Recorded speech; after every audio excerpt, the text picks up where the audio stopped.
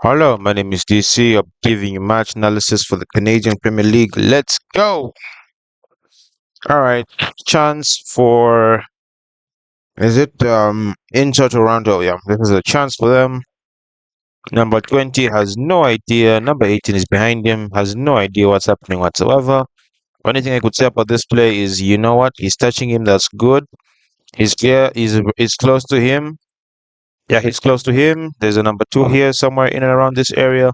I could say that's all right, but here, that's just too much time and space. He should be pushing out quicker. Number 28 can stay just somewhere around here. Not really close, but just where he can intercept the ball or just discourage that pass to him. There's number 27. That is enough. And this is actually a really good run. So let me just play it back for those that may not have noticed. Uh-huh. See here, number 77. His job is to make sure he plays his teammates onside. He just pushed forward, and then now look at this. You could have been in line with everyone else, but no, he's pushed the defender backward, and then he's just made sure everyone is onside. That's really good play. And then him, the problem is that he's trying to mark two people at the same time, number 27. He should have just let that go. By that, I mean focus on forcing him this side. You can't mark both ways because there's your teammate here, and then you could do your best just to force him because he's trying to mark both ways. If you force him down one way, would have been better because his teammate is there. He should help him. These two can see what's happening. Either one of them can go in and help. Once again, number 20 has no idea. Number 18 is behind him. In most cases, you stretch your hand out like this is the yellow that's representing the hand. You'd want your hand out there because in case someone gets past, your hand is there. That's the warning signal that there's contact. So I probably have to get much more closer or just cause much more of a distraction. And you see that, yeah, this no, number 13 could have definitely gotten there. He was too worried about the runner. And then by that point, number 20 lets number 18 get past him. Oh my goodness. Number 77, remember, he moved forward so he could play everyone on side. And even though I think by this point, he would have still been considered on side. He's let him run, but now this. My question is, how did you miss that? You had he had the whole goal. And I think it's one of those, you're trying to be too accurate by that. You wanted it to go into the corner. At this point, just make sure it's on target because, to be honest, a header like that should be on target. The defender probably does something to put him off. But anyway, that's that. Let's head on to the first goal of the match. Yeah, somewhere around here. Long boys played, high line. Already, that's the problem because the striker is ahead of him. Really is. He's been left to his own accord. Yep. And then now, the ball is in the air, and then it's really difficult because you're running towards this side. You could, try and turn your back to goal and move backwards, but that would mean you're just much more slower. So it's a bit difficult for them to track the runner and track the ball, but still they should do slightly better. And then he makes me laugh because what he does is that he pushes him. Plain blue pushes him. What he actually does is actually increases the distance. Yeah, look at that. He just pushes him, and then he doesn't even he doesn't really try. And don't forget, he's out there. He gets covered, but the goalkeeper here, I do think can do better. Come off your line. At this point, he could have run because he lets the ball bounce again. At least force something. At this point, what you do, come out and hope one of your players can clear it off the line if it's on target, or you hope the striker messes it up. He gives him all the time in the world. I mean, look at what the striker has to aim for. Goalkeeper definitely should have come out earlier. And if I'm to be honest, it's a really good strike. Yeah, but definitely could have been prevented very much. Next goal of the match. Let's go. And I don't know if this is an advertisement. I'm not really sure, but interesting celebration to say the least. Okay, this is just silly. He plays it. All right. So even before we go, what choices does he actually have? He probably can't pass here because he's going to get pressured and doesn't really have many options for the ball.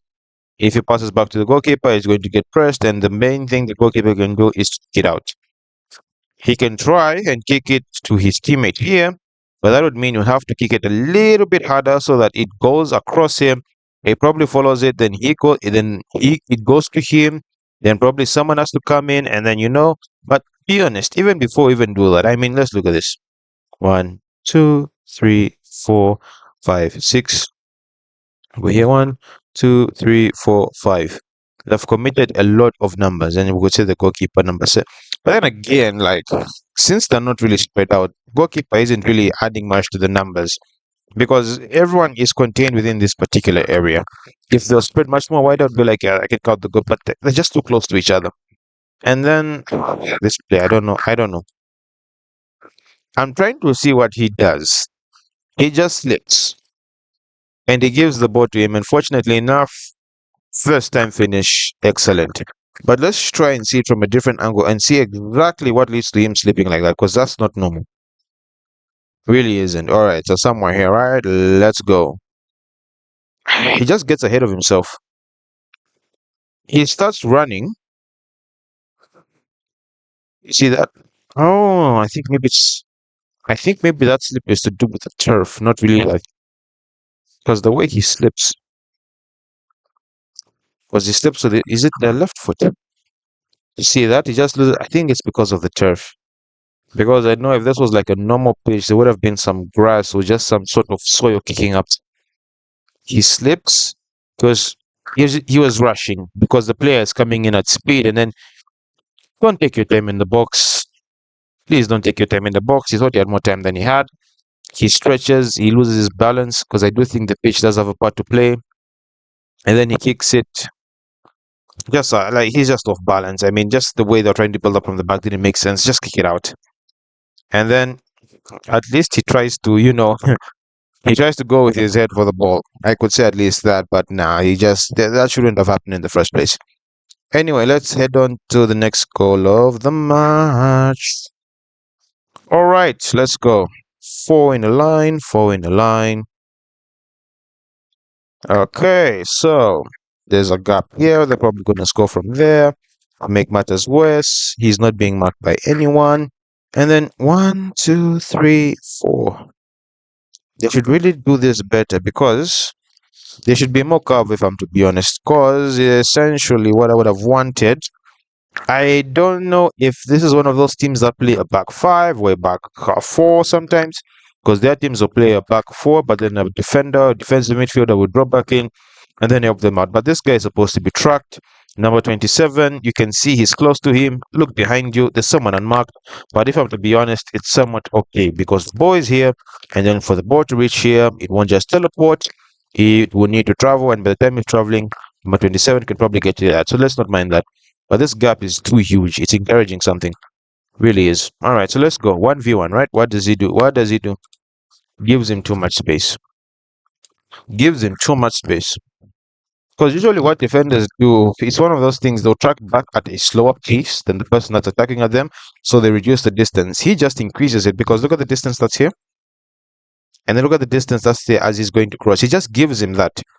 He doesn't really challenge for the ball. He gives him all the chance. He gives him all the space in the world. Doesn't even try to, not even just to try, but just like stop moving backwards. He continues to give him space, and then he decides I'm going to have a pop. And then the goalkeeper, I know it bounces. It just slightly bounces, right? There's a slight bounce as it goes. But I think he should do better. He really should. He spills it, but then the problem with the defender is trying to be too accurate. He's trying to use the inside of his foot. At this point, just get it out. It doesn't need to be neat, doesn't need to be clean. As long as it goes far away from the goal, there's no problem. He tries to use the inside of his foot and then puts it into the back of his own net. Let's see that from another angle so you can see what I'm talking about. The goalkeeper, I think he should do better. I know it does slightly bounce. He should do better. Actually, just about what I said. So you see the defender here? He's trying to be too accurate. He's trying to accurately with his inside foot, trying to take it, but no, just get it out. It doesn't have to be pretty. Just has to be gotten rid of. Puts it into the back of his own net. What? Maybe he was scared. I think he was scared of it being offside. Because if you look at this, Or maybe he was scared of sleeping. Who knows? Otherwise, let's head on to the next goal of the match.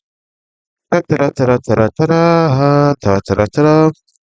Let's go. That's from here. Long ball. Now look at this. He's all alone.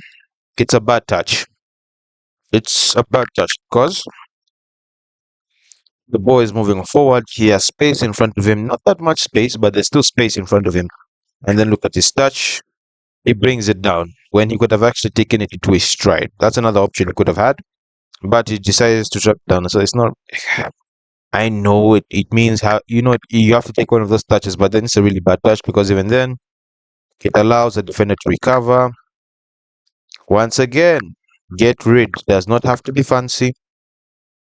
That's a terrible clearance. He was trying to take it back into this particular area, into his teammates, but if he took it out for a throw in, I wouldn't be too upset.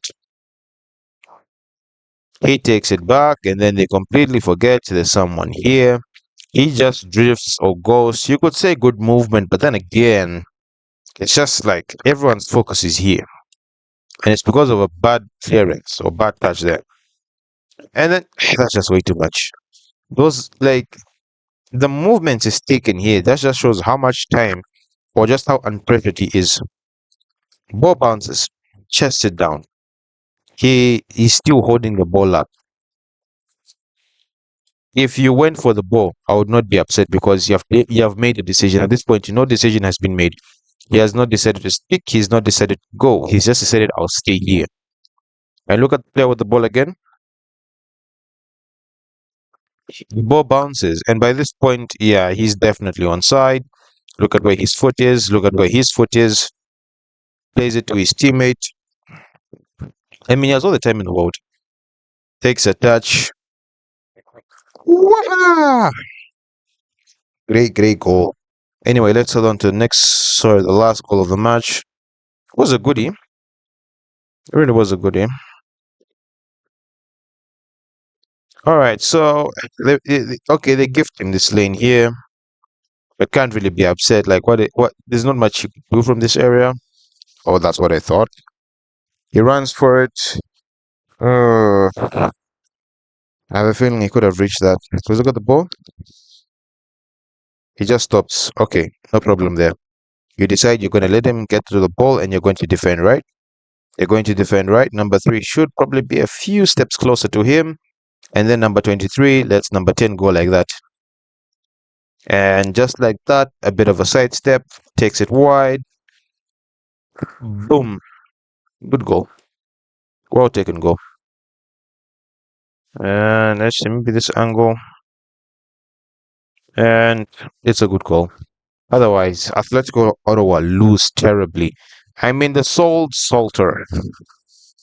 They sold Salter, the top goal scorer, and I don't think they've replaced well because, and even in the highlights I was watching, they didn't get way too many chances. I just hope Atletico Ottawa do not get relegated or just like fall off completely. Otherwise, they've not had a great start to the season, and I just do hope things get better. I do hope things get better. Otherwise, that's all for today. I'll see you in the next match analysis. Peace.